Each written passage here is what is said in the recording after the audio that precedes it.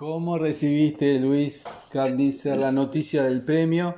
En el sentido de que habías pensado, por una cuestión, me habías comentado, off the record, que por una cuestión biológica quizás el año pasado hubiera sido tu último viaje, pero el premio te obliga a repensar eso.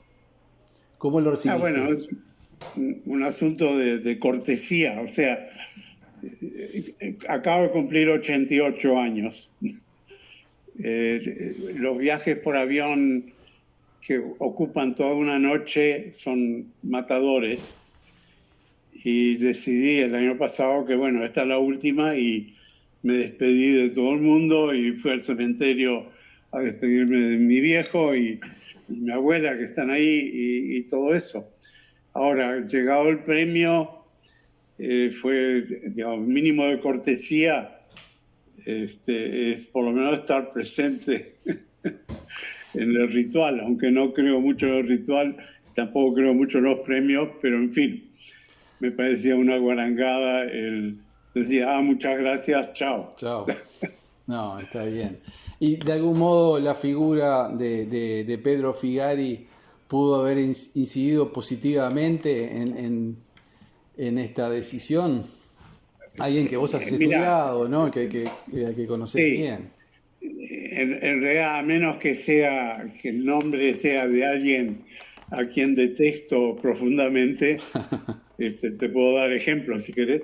No importa si es Figari o Torre García o Sáez o Blanes o Cuño para el caso. Así que en ese sentido no. Pero si querés mi opinión de Figari es súper buena. O sea, me parece, en fin, yo escribí sobre Figari. A mí me parece como personaje político, me parece súper importante para el país. Casi fuera de época o antes de época, es difícil decirlo, pero me parece crucial y sospeché siempre, a pesar de la gran calidad de su obra, o sea, y me gusta mucho la obra de él, en última instancia, a pesar de él, es un pintor colonial. Ujú. En el sentido que trae el canon europeo al Uruguay y lo redefine, pero sigue siendo el canon. Y me parece que un poco la promoción de Figari en su momento fue una respuesta al muralismo mexicano, que por razones políticas no era muy apetecible, digamos, para muchos gobiernos. Y acá tenés un pintor, en el sentido de los medios, más tradicional y destacado, y promete una alternativa. Sin embargo, Y yo no tengo simpatía al muralismo, ajá. pero como análisis político veo que eso podía haber sido una influencia. Sí, sin embargo, Pero a mí me parece triunfa que primero también, triunfa en París primero, ¿no? Hace 100 años. Ahora se están cumpliendo sí, exactamente 100 años de que él llega a París y se instala por 9 años. Y seguramente por algunos motivos, quizás lo vieron como algo exótico, la pintura de esos gauchos y esos afrodescendientes, pero les gustó y de algún modo entró en el sistema digestivo de las vanguardias de entreguerras. sí, bueno, pero está ahí la anécdota de que Bonnard vio los cuadros y dijo, este es uno de los nuestros. Sí. Y eso que suena a elogio también fue una condena, ¿no? Sí, yo escuché en otra entrevista que decías que un poco la pintura se ha inflado en detrimento, de pintura de Figari se ha inflado en detrimento de sus otras facetas como pedagogo, como educador y como político que te parecen Sí. más interesantes. Entiendo el razonamiento, yo lo veo quizás un poco como injusto, porque él veía a la pintura como una continuación de su programa político, o con una dimensión política, en el sentido de que él pretendía crear una épica o una leyenda del Río de la Plata, ¿no?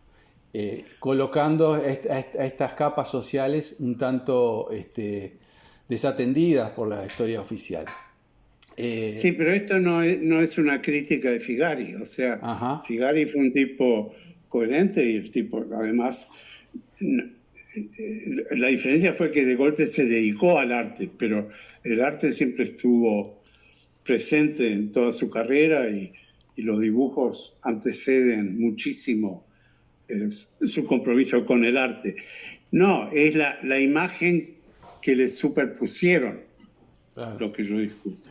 Uh-huh. No es problema de él, es problema de él. Bueno. Cómo lo ubicaron a él y qué parte decidieron subrayar en detrimento de otras partes que a mí me parecen fundamentales. O sea, su lucha contra la pena de muerte me parece importantísima, su fundación de la Escuela Industrial o de Artes y Oficios, en fin, todo eso como parte del tejido político-cultural, en cierto modo tuvo mucho más impacto que los cuadros. Uh-huh.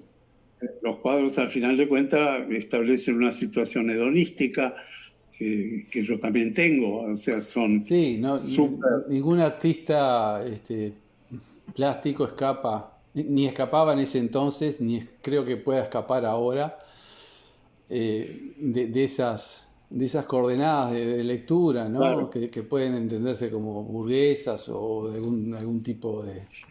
Pero bueno, no es pobre Figari, no es culpa de él. Ya vamos a volver a Figari porque sé que de algún modo lo has traído a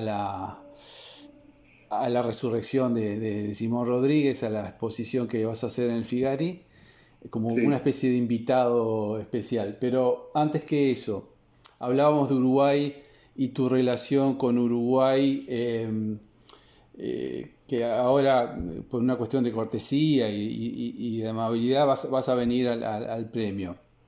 Pero tu vínculo con Uruguay nunca se perdió del todo y mucha de tu producción simbólica está atada al territorio, o por lo menos parte de ella.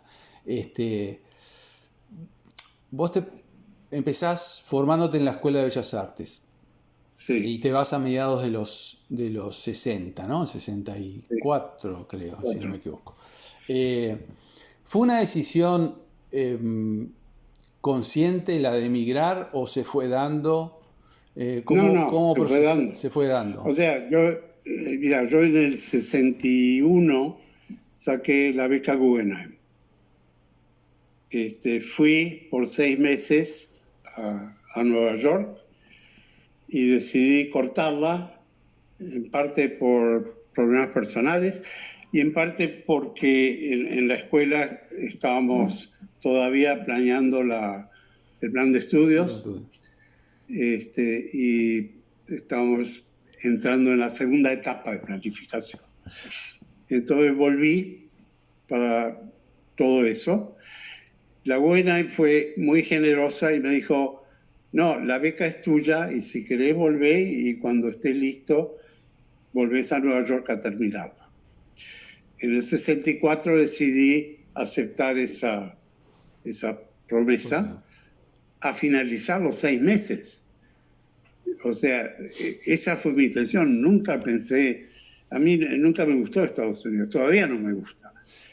Y lo que pasó entonces fue que en el 65 me casé con Liliana y seguimos un poco, en parte también por razones económicas.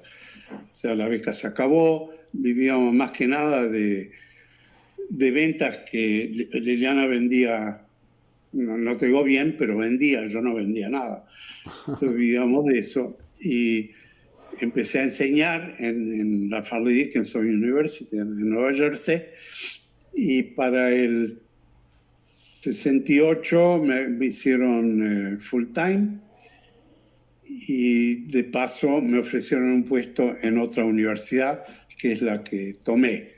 en esa transición, estamos ahora en el 69, coincide que teníamos una muestra en Chile, la muestra que ahora estuvo en Buenos Aires celebrando esa muestra original del 69, y decidimos hacer un viaje largo de 3 meses, de ir a Buenos Aires, ver a la familia de Liliana y venir a Montevideo y ver cómo está la situación.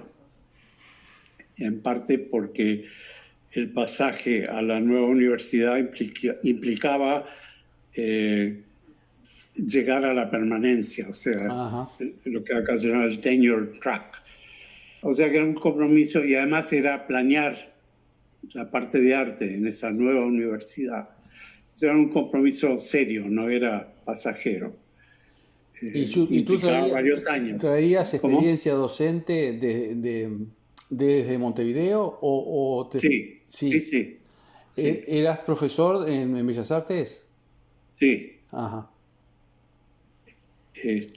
Sí, cuando hicimos la reforma, que fue vista desde el día de hoy violenta, violenta en el sentido, ocupamos la escuela, logramos la intervención por parte de la universidad, los profesores amenazaron con renunciar si no se levantaba la intervención, logramos que no se levantara. De hecho, los profesores quedaron renunciados, se llamó a concurso, la Asamblea de Estudiantes decidió que 3 de nosotros nos presentáramos al concurso no para ganarlo, sino para servir de referencia a los candidatos sobre el nuevo plan de estudios. O sea, que tuvieran que competir con la nueva estructura. Y los 3, que éramos Errandonea, Marenales y yo, terminamos sacando el puesto. Ajá. Ahora, eso creó pánico, por lo menos en mí. Yo nunca había enseñado, no, era tímido, tenía pavor de enfrentarme a un grupo de gente. Y la Asamblea decidió que no, que agarráramos viaje y que pusiéramos el esfuerzo en formar nuevos docentes y de renunciar a los 5 años. O sea, una generación de estudiantes. Entonces, bueno, lo acepté, pero me acuerdo el primer día de clase fue de mucho miedo. Pero además tenía la misma edad que los estudiantes. Claro. Entonces, los estudiantes venían, aquel día venían y el profesor, ¿dónde está? Entonces, convencerlos que no yo. Pero sí, y fue fundamental en mi vida esa experiencia, porque me obligó a no solo a hacer ejercicios, a diseñar ejercicios, sino también a comunicar, a decir Claro. qué es lo que quiero que suceda en esto. Que vos, no era realmente formar técnicos, era... No, pero vos tenías, me imagino, como todos en la escuela, tendrías una formación técnica también. Habías estudiado grabado de escultura, ¿no? ¿O escultura solo? Había estudiado escultura nada más. Y había tenido primero a Pose, después a Juan Martín y después a Gonzalito, que fue el más importante. ¿Gonzalito? Y Gonzalito fue un tipo increíble porque, aunque era stalinista, y lo era. Era stalinista. Sé que era comunista, pero... ¿sí? Todavía tenía un busto de Stalin en el estudio. Pero como profesor, como maestro, era capaz de salirse de eso. Y fue él el que me empujó a ser expresionista en esa época. Eso me pareció increíble desde el punto de vista pedagógico, que él me dijo, mira, esto me parte el alma, pero te lo tengo que decir, vos sos un expresionista. Bueno, es poco stalinista para un stalinista esa opinión. Y entonces, bueno, saqué una beca a Alemania y terminé en la Academia de Múnich. Y allí, por casualidad, entré en el taller de grabado y me quedé. O sea, seguí en el taller de escultura, porque estaba registrado en eso, pero hacía grabado en el taller de escultura. O sea que Para descifrar. con Pastor no tuviste contacto en el tema de grabado, con Adolfo Pastor. Tuve, no como profesor, Ajá. o sea, con Pastor tuve una muy buena relación, incluso en los momentos de crisis, yo era un poco la bisagra entre estudiantado y él. Era un tipo muy honesto, era inclinado a las rabietas a veces, cosa que los estudiantes no le perdonaban, pero era un tipo muy bien intencionado, muy idealista, y yo cada tanto iba y le hacía preguntas técnicas, Uh-huh. no en la escuela, sino iba a la casa. Mira, esto no entiendo cómo se hace exactamente. Y él me explicaba. Pero no fue un profesor mío, no me anoté en su curso. Okay. Y él tampoco, creo que alguien le preguntó y él dijo, no fue estudiante mío. Uh-huh. Que se interpretó como un desprecio, que no era. Era real, era real. Correcto, correcto.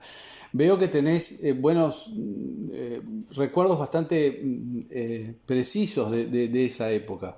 Volviste a ver, volviste a estar con el asunto del plan en el 69, ¿no? No hubo como una revisión. No, lo que pasó es que en el 69 volví de visita. Yo ya había renunciado,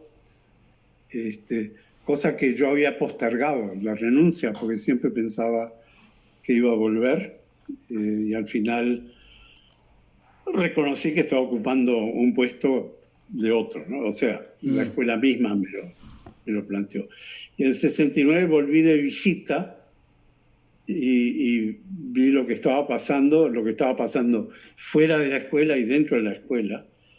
Y tuvimos un gran encuentro en la sala de entrada, una especie de asamblea total, en la que fui muy crítico. O sea, me pareció que en 9 años todavía estaban haciendo los mismos ejercicios que habíamos diseñado originalmente, en lugar de crear ejercicios nuevos, de que ignoraban lo que estaba pasando con los Tupamaros, por ejemplo, no desde el punto de vista político, sino lo que implicaba en términos de aproximación a la creación.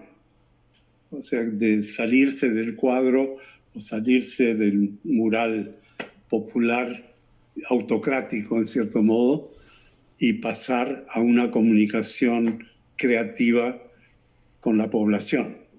Y eso a mí me parecía en el 69 muy importante, fuera lo que fuera, o sea, no importaba qué posición política tenías. Pese a que estaba Marenales en ese momento. Los parámetros del arte habían sido sacudidos y eso había que registrarlo en la historia del arte del Uruguay. Julio Marenales en ese momento era docente todavía. No, ya lo habían hecho agarrado. renunciar porque había estado en la cárcel. De todos modos, ¿cómo era su postura en términos estéticos o artísticos de Marenales? Quizás era igual al resto de los docentes, o no, o tenía otra visión más parecida a la que tú me estás planteando. Mira, Marenales, fuimos compañeros de clase, muy amigos a pesar de la distancia. O sea, yo era un chiquilín y él era un adulto. Y él ya estaba muy metido en política, mucho más de lo que todos sospechábamos. Entonces él estaba con la atención dividida, digamos, una atención secreta y la otra pública. Y en términos de la pública artística, él era bastante conservador. O sea, él hacía esculturas no subversiva, definitivamente.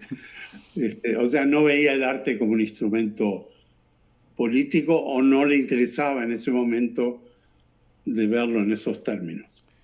Tampoco era una coartada, o sea, él creía en esa forma de arte. No era que estuviera como docente porque en realidad solo su atención estaba en la acción tupamara. No, sí, bueno, mira, hay una inercia Ujú. en el artista en la que o seguís lo que aprendiste y lo vas evolucionando y digiriendo, o rompes y buscas un idioma nuevo.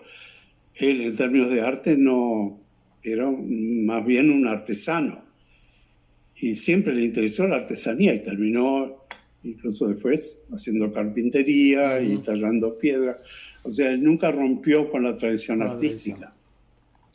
Vos en todo hiciste un gran proceso de desmaterialización de la obra y fuiste más hacia los conceptualismos latinoamericanos, por llamarlo de alguna manera. Pero eso también fue un proceso. Hay un periodo de tu trabajo con el taller, con el estudio Canmiser en Valdotavo, en Italia, que para muchos grabadores, artistas, no grabadores, artistas uruguayos que fueron a ser grabados, fue muy, me consta, fue muy valiosa esa experiencia, que va desde el 76 hasta el 96, por ahí, o 97 quizás, o sigue, no recuerdo bien. No, bueno, lo cerré en el 2000, En el 2000 lo cerraste. pero no Eh, me acuerdo cuál. O, o sea, yo daba becas en el sentido de trabajar gratis. ujú. El pasaje tenía que cubrirlo ellos. Pero cada año invitaba a alguien. Yo creo que el primero fue Capelán, Capelán.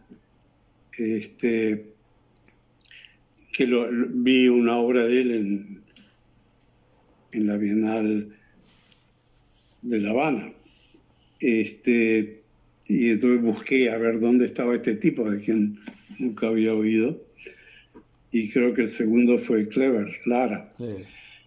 Este, Pero también pero estuvo Eduardo Cardoso, que me consta que es de mi no, Cardoso y generación, Martín Mendizábal Martín y Héctor Enzao, Solari, o sea, cantidad. cantidad de gente. Estuvo también Luis Solari y Luis estuvo Solari, Leandro Silva, o sea, Leandro. no hubo cantidad de gente. Ujú. El grabado era una excusa, no era para que aprendieran grabado. El grabado en el taller era como un tablero de juego del cual lo usaba como una metáfora creativa, o sea, ¿qué problema quiero resolver? ¿Cómo lo resuelvo? ¿Qué pasa si lo traduzco a los límites del grabado? Que tenía la ventaja que son límites muy estrictos en cierto modo, a pesar Ujú. de que tratábamos de romperlos, pero era como un ajedrez que tiene reglas muy fijas y dentro de las cuales hay infinitas variaciones. Pero mientras que un ajedrecista lo único que le interesa es mejorar el ajedrez, Ujú. acá se trataba de ver, bueno, cómo esto se refleja en otras formas de pensar.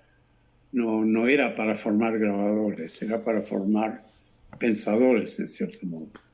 Pero, ¿por qué el grabado? ¿Por qué no la escultura? Quizás por esa misma, digamos, para ir contra el imperio de la técnica que es tan importante en el grabado, que es tan Sí. autoritario de algún modo. Bueno, en cierto modo, quizás sea culpa de mi formación, Ujú. más que de una teoría. Eh, en Alemania, en la academia, después de un mes de hacer grabado en el taller de grabado, terminé sacando el premio anual de grabado. Y eso me definió como grabador, no era que... En fin, a veces los elogios son mortales, ¿no? Entonces volví al Uruguay como grabador y me acuerdo, vino Iberé Camargo como para dar un curso de un mes o 2 meses y Pastor me puso como ayudante. Ah, ajá. Pero Iberé era un tipo muy convencional en términos técnicos, Ujú. eso, al margen de la imagen. que había logrado. Y era muy dogmático. Y entonces yo pensé, bueno, esto hay que experimentarlo. Digo, es cierto que hay ácidos que funcionan con el cobre y hay ácidos que funcionan con el zinc, pero me pareció importante ver por qué. Y entonces hacer las mezclas prohibidas para mí era importante como mecanismo de aprendizaje. Para él no, esto es así y se acabó. Él estaba muy enojado de que no teníamos fieltros en la prensa de agua fuerte de buena calidad, mientras que yo experimentaba qué pasa si uso periódicos mojados en lugar de fieltro y funciona bien. En fin, fui desarrollando un desafío a los límites de la cocina del grabado, que eran límites que venían del siglo XVII o antes, ¿no? Ahí, fue por ahí que es el asunto de, bueno, hay fronteras, hay que cuestionarlas y en lo posible demolerlas para abrir el paso. Y el grabado fue muy útil para eso, porque las fronteras eran muy claras. Entiendo. Entonces, el taller de grabado que empezó en Nueva York, que fue el tema de la muestra en Chile y en Buenos Aires, se trató de eso, del desafío de la frontera del grabado y, más importante para mí, el flip, el cambio de grabador que está tratando de hacer arte a artista que utiliza el grabado. Entiendo. Y eso, en realidad, ese cambio de eje fue lo que definió el taller y definió el taller en Italia. Ok. Igual me imagino, no sé, entiendo y estoy de acuerdo por lo que puedo ver desde fuera con esa evolución que hiciste. También debe quedar siempre algo pienso en el fotograbado, cómo lo has usado, y en técnicas de estampación, y tal vez, y ya aventurándome, esa fascinación por Simón Rodríguez, en tanto tipógrafo, no solo pensador, ¿no? Sino un pensador que imprime sus ideas de una forma que no es, que está muy lejos de ser convencional para su época, ¿no? Casa adelanta Mallarmé y a otros ejercicios. No sé, quizás haya todavía un resabio, un gusto por aquellas técnicas de estampación que te fueron útiles también desde el punto de vista técnico para resolver ideas tuyas, ¿no? No, pero no creo que fuera así. Mirá, yo me acuerdo, en el 69 me dieron una beca de posgrado en la Universidad de Pensilvania y que tenían un taller de estampación enorme, muy bien equipado, y el tipo que lo dirigía tenía una imprenta comercial. Era artista, pero tenía una imprenta comercial. Entonces, él hacía fotograbado con los estudiantes, pero usando todo el equipo industrial. Había una máquina fotográfica de 2 espacios, en fin, que se usaba para reproducción y cosas por el estilo. Y yo me acuerdo un día le digo, bueno, esto está bien, pero yo en casa y en mi estudio no puedo replicar este equipo. ¿Cómo puedo hacerlo domésticamente, ¿no? ¿Cómo podemos traducir esto? Y el tipo dijo, no, si lo haces domésticamente te va a salir mal. Y se negó a dar mi formación. Fue muy, muy extraño, ¿no? Entonces, eso para mí fue un desafío.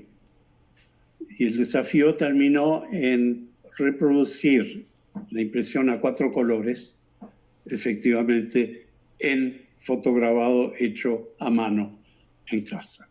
Entonces, en lugar de una mesa al vacío, en una mesa a presión con goma espuma y una palanca. En lugar de un arco voltaico que da la luz ultravioleta, usé lámparas de sol para bronceado y cosas por el estilo. Y lentamente logré hacer todo eso en la forma más cruda que te puedes imaginar.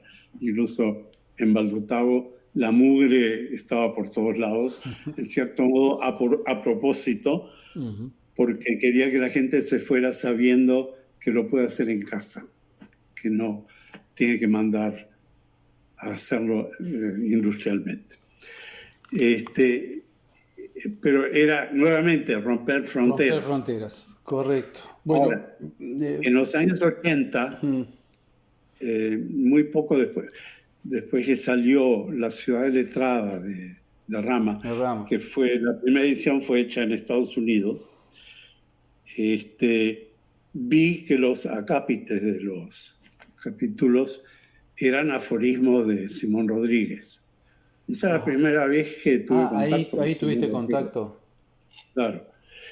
Y me intrigó, porque los aforismos son fenomenales, o sea, en todo sentido. Entonces empecé a investigar más sobre Simón Rodríguez. ¿Quién es este tipo? ¿Por qué nunca oí de él? ¿Por qué no lo enseñaron en los momentos que tenían que haberlo enseñado? Y recién entonces empecé a ver las páginas diseñadas y a entender más lo que pasaba. Pero no era un asunto estético para mí, era un asunto de comunicación. Y lo que a Simón Rodríguez le interesaba era el tener un mensaje en su cabeza y el lograr que ese mensaje se repitiera en la cabeza del lector con el mínimo de erosión de información. Y esa frase, la preocupación por la erosión de la información, es crucial. Bueno, es crucial en la teoría de información que estaba en boga en los años 60 y que fue paralela e importantísima para el conceptualismo. Y definitivamente fue un eje para lo que yo estaba tratando de hacer como artista, no como grabador. Y no era un problema estético. El estético era el resultado, era el paquete final. Pero la intención era cómo llego a mi público sin pérdida de información o con la información guiada dentro de ciertos límites en los que el lector pueda usar su interpretación para terminar con el mensaje o terminar con la idea que yo quiero que tenga por sus propios medios. Correcto. Desde La Ciudad Letrada, desde tu conocimiento de Simón Rodríguez hasta hoy, ha pasado un buen tiempo en que vos también le has dado vueltas al tema de Simón. Pienso que ya lo trataste en Didáctica de la Liberación, pero ya habrías escrito, me imagino que antes, y ahora vuelves con la resurrección de Simón. No alcanza con recordarlo, hay que resucitarlo. Está muy bien. Vos ves esta exposición como un cierre de algo, o sea, mi pregunta apunta a esto. Cuando se da la posibilidad de realizar en el Museo Figari una exposición con el impedimento de poder hacer y capaz que más que el impedimento, con la falta de necesidad de hacer una exposición retrospectiva tuya, se te ocurre traer la resurrección de Simón Rodríguez, el Diccionario del Poder, al museo. ¿Vos ves eso como una conclusión a una etapa, a un siglo, como que es la posición que te representa en este momento? ¿Cómo ves? ¿O es que se alinearon los planetas, casualidad, y entonces vamos a mostrar a Simón Rodríguez qué es lo que estoy haciendo ahora. En cierto modo, es mi última obra. O sea, mi última obra no solo de que la última No es te, la final, sí. no te pongas luctuoso, Luis, que todavía te Este, queda para rato. no, ya, mira, a esta altura tengo menos ideas. Las ideas no son las que tengo, no son realmente artísticas o en el sentido tradicional. No, yo me considero un artista jubilado y dentro de eso esta seguramente es la última obra. Ahora, a mí, y por varios motivos, o sea, lo que pasó con Simón Rodríguez, yo siempre digo, a mí lo que después de estudiarlo mucho, había llegado a la conclusión que es el único tipo en la historia con el que me gustaría sentarme a tomar una taza de café y charlar. Y creo que eso es lo que es la semilla de esta muestra. Esta muestra está todavía en Guadalajara, Uh-huh. en el ex convento del Carmen, y fue un proceso de más de un año en el que confluyeron dos cosas. Una, el interés obvio en Simón Rodríguez, y la otra es la inteligencia artificial. Y en la inteligencia artificial, una cosa que pasó fue que me asusta mucho la inteligencia artificial, en el sentido de que nos plantea la posibilidad de una imaginación infinita que no es infinita. A ver. Es infinita en términos que la cantidad de variables que utiliza supera lo que nosotros podemos hacer con nuestro cerebro, pero en términos de teóricos no es infinita. O sea, es predecible y hay un final. Lo que pasa es que no podemos llegar a él. Y a mí me interesa el arte justamente porque no hay un final. Porque el infinito del arte incluye la fantasía que no es predecible. Entonces tengo miedo, y ahí está mi miedo, de que lentamente el infinito de inteligencia artificial tome el lugar de la fantasía y la vaya matando.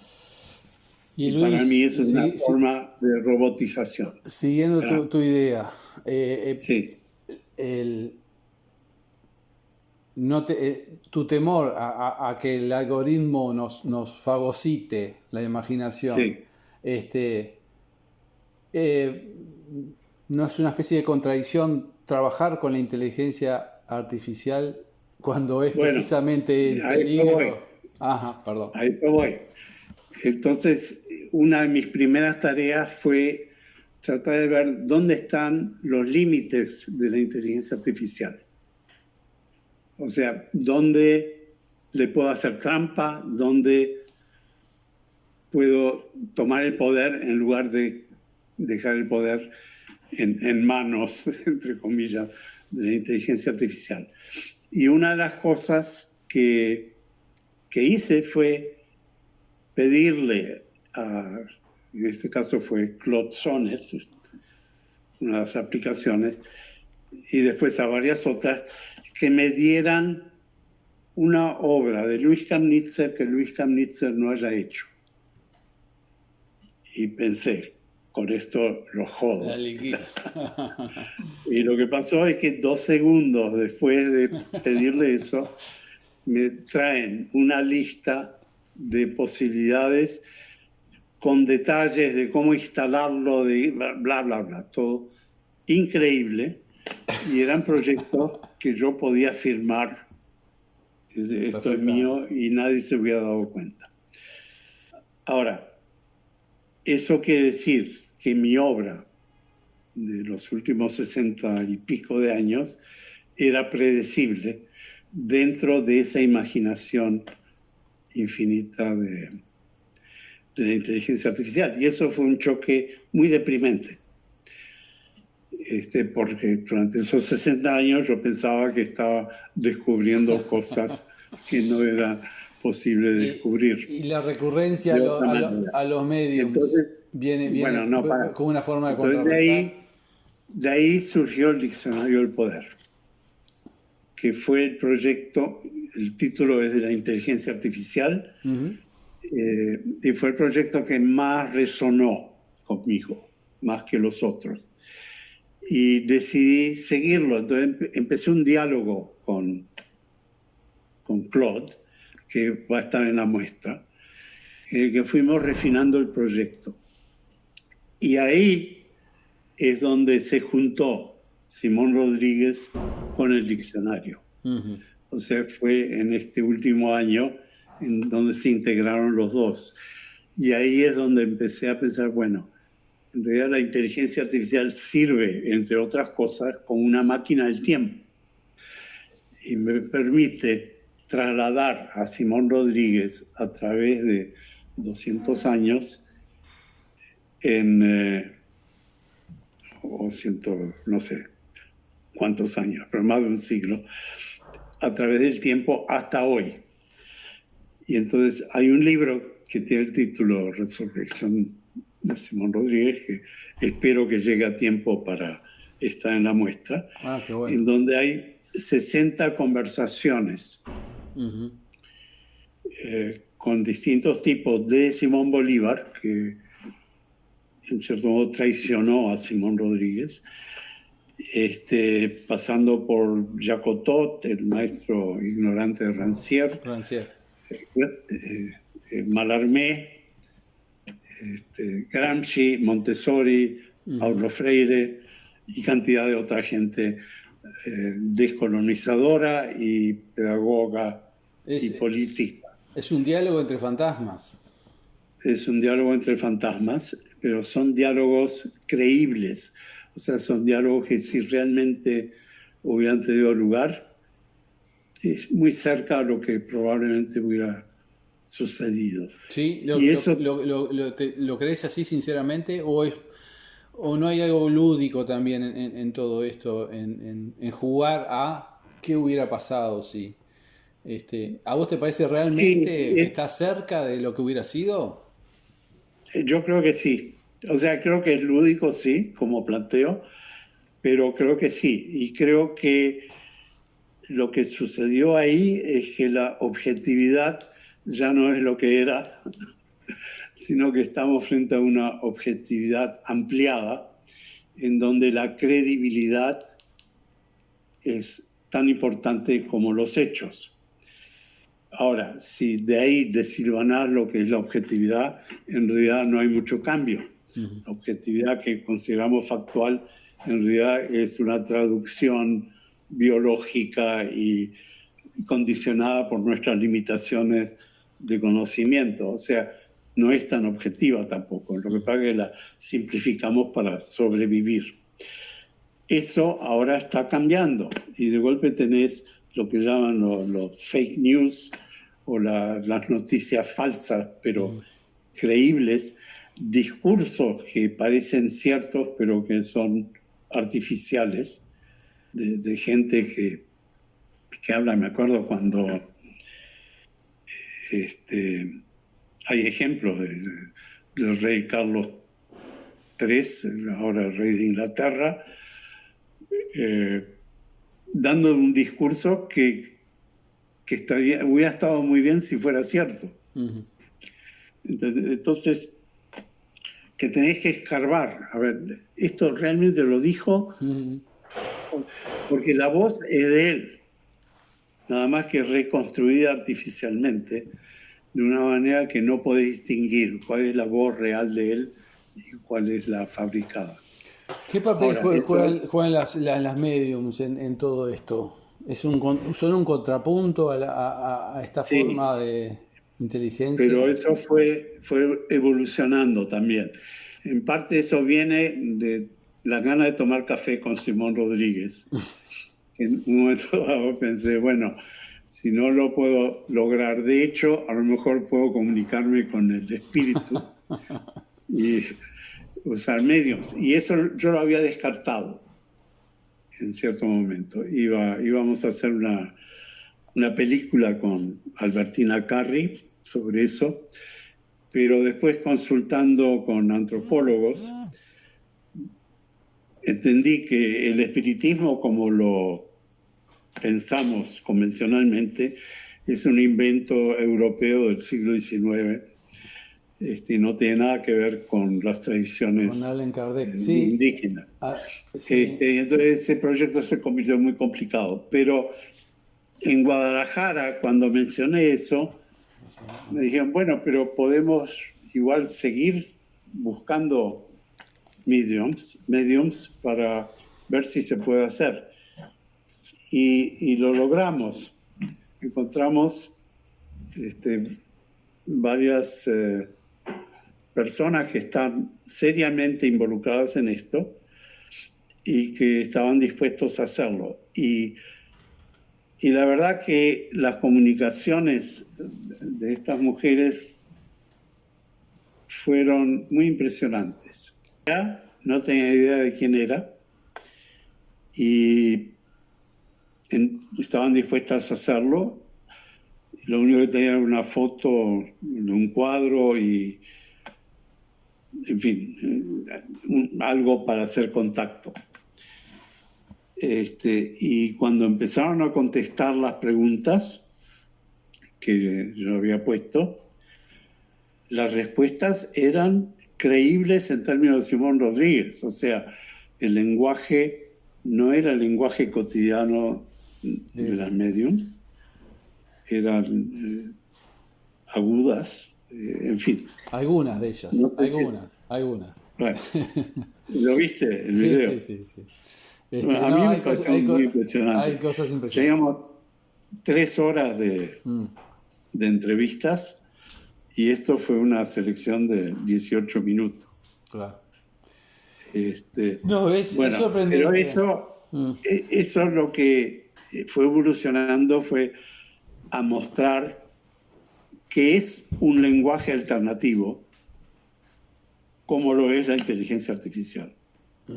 Entonces me gusta ese juego paralelo. Algo que empezó como una ironía, terminó siendo más serio, digamos. Más serio. Tú también trabajaste en una obra con la hipnosis, ¿no? Sí. Pero en ese caso, al contrario, vos buscabas desaparecer al autor, desaparecer vos de la obra, mediante la hipnosis. No sé en qué quedó, si realmente fue exitosa esa experiencia. Pero ahora es lo contrario. Sí, ahora traes a través de las medium, traes a alguien que no está. Es como va en sentido inverso de lo que hiciste aquella vez con el hipnotizador. Sí, pero la hipnosis en realidad, mientras que el espiritismo está ahí, es oscurantista o no, en fin, es otro discurso. La hipnosis no es oscurantista, la hipnosis en realidad es como la meditación, o sea, te lleva a un nivel de foco en el que los ruidos van desapareciendo y vas al grano en la manera más directa posible. Y esa fue la intención o sea, cuando en hipnosis yo me hice proyectar hacia el futuro. Un proyecto era sobre mi firma, sí, que yo quería saber si era una obra en serio o una obra en broma, cuando vendía la firma por centímetro, justamente porque cuando explicaba el proyecto la gente se ríe. Y al final yo quedé dudando, bueno, ¿la hice en serio o no? Y entonces me hice poner en distintas edades, desde los 6 años hacia los 75. Tenía 41 cuando lo hice. Y lo que pasa es que no es profeta el asunto, sino que lo que a los 75 años pasó que tomara coordenadas existentes que se fueran destilando a ver cuáles sobrevivirían en el futuro, pero en realidad se trata del presente. Variables que se disparan en el presente. Claro. Y eso es distinto a trabajar con el espíritu. Sí, igual es curiosa la elección del espiritismo, me resulta curiosa. ¿No pensaste en algo, hacer algo con chamanes, con chamanes Bueno, yanomamis sí, o algo que fuera es- más, más cercano? esa fue la idea de la película, que Albertina todavía está interesada en hacerla, pero sí, implica mucho dinero de Ok. producción, porque implica viajes, Ujú. implica estudios antropológicos, pero sí, el asunto era buscar en las culturas indígenas qué maneras hay de comunicarse con el más allá, y respetarlas lo más posible. El asunto para mi proyecto, y ahí fue donde decidí no hacerlo, era que muchas son hacer una pregunta de manera que la llama de una vela oscile en una dirección o en otra. Ujú. Y eso obliga a una redacción muy particular de la Claro. pregunta y a una dificultad de encontrar lo que yo estaba buscando. Yo quería un diálogo normal y lo que más se aproximó a eso fue lo que hicimos para Eh, el video. ¿Estás conforme con la resurrección de Simón Rodríguez, con el resultado, que por lo menos en Guadalajara, Sí, acá ya lo veremos? no, bueno, acá va a ser igual, o sea, va a estar adaptado al espacio, pero es la misma muestra. No, yo creo, mira, es un proyecto que a mí no me importa si lo catalogas como arte o no. Me parece que es un proyecto que presenta cantidad de preguntas sobre el conocimiento que me parece importante plantearlas, que no tienen respuesta clara, o sea, la respuesta está en el público, y que hay que aproximarse a la muestra de una forma casi de ingenuidad, y hay mucho para leer, o sea, es Ujú. una muestra que se lee prácticamente. Sin No sé duda, cuánta gente si el va a arte tener es, paciencia. decías en otra entrevista que consideras el arte como una forma de conocimiento, eh, Sí. apoyo totalmente, suscribo, digamos, a esa idea y bueno, sin duda, desde ese punto de vista, esta es una muestra que a mi juicio es sobre arte, es artística. Este, pero bueno, no te quiero robar más tiempo, ya hace un buen rato que estamos hablando. No sé, Florencia, si querías hacer alguna consulta o algo con algo. Sí, esas dos capas como para cerrar. eh, Florencia Machín, acá, colega, me dice, me pregunta, dice que te pregunte sobre cómo te imaginás la interacción del público con la muestra. ¿Qué expectativa tenés o cómo lo ves? Bueno, una, espero que lean todo, y la otra es que hay una parte interactiva que la gente puede escribir sus definiciones Ujú. con respecto a las palabras vinculadas al poder y participar en la fabricación de la sopa del poder, en la que escriben cosas y van a la olla popular, y lentamente se convierte en una Una sopa sopa. Que es, que embotellamos. que luego se envasa, ¿no? Que queda Sí, envasada. con la fecha. Y luego hay que ver qué hacemos con los frascos. O sea, esos pueden pasar a la colección del Museo Figari. Ah, bueno, podría ser. Un problema para la conservadora, me imagino, Ahí del está, museo, eso. pero... Por último, la relación, la elección de Pelufo como curador, ¿cómo viene ese trabajo? ¿Estás contento? Se conocen desde hace bastante tiempo. ¿Tenés algo para decir? Va, a mí Gabriel siempre me pareció el historiador del arte uruguayo más importante que tenemos o tuvimos. es el que entiende la complejidad de las cosas, más allá de la narración. Los fascículos que él hizo sobre la historia del arte uruguayo son memorables, y justamente terminó la serie cuando le tocaba a mi generación. Sí, fue Y muy lo prudente. consideré como que estaba en deuda. Y no, hay una relación afectiva de muchos años y de admiración intelectual, y ahora está totalmente metido en este proyecto. O sea, no sé si duerme, o sea, lo veo realmente porque estamos en contacto cotidiano, con preguntas y discusiones. Y es un placer este nivel de trabajo en equipo.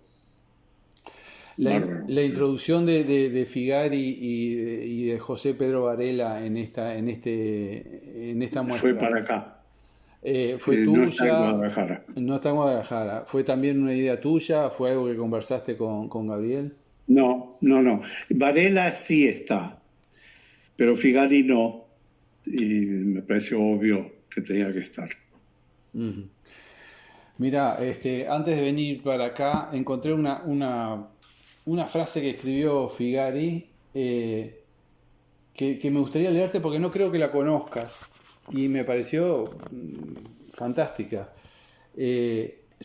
Antes de morir, un mes, unos días antes de morir, él empieza a escribir una autobiografía, Figari, que está en el archivo del Museo Histórico Nacional. Y reflexiona sobre su pasado.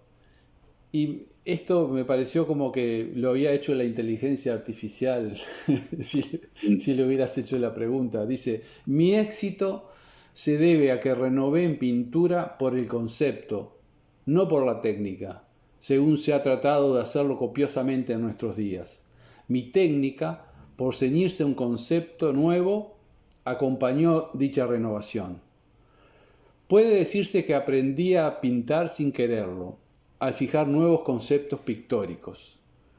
Como que pintaba mi espíritu, el pincel se conectaba con él, en vez de conectarse con la retina.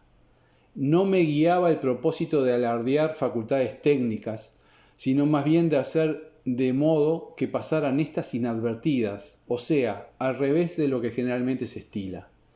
No era mi propósito el pintar bien, entre comillas, sino el pintar de modo que mis imágenes cobrasen interés por sí mismas, independientemente de la técnica, si acaso eso es posible.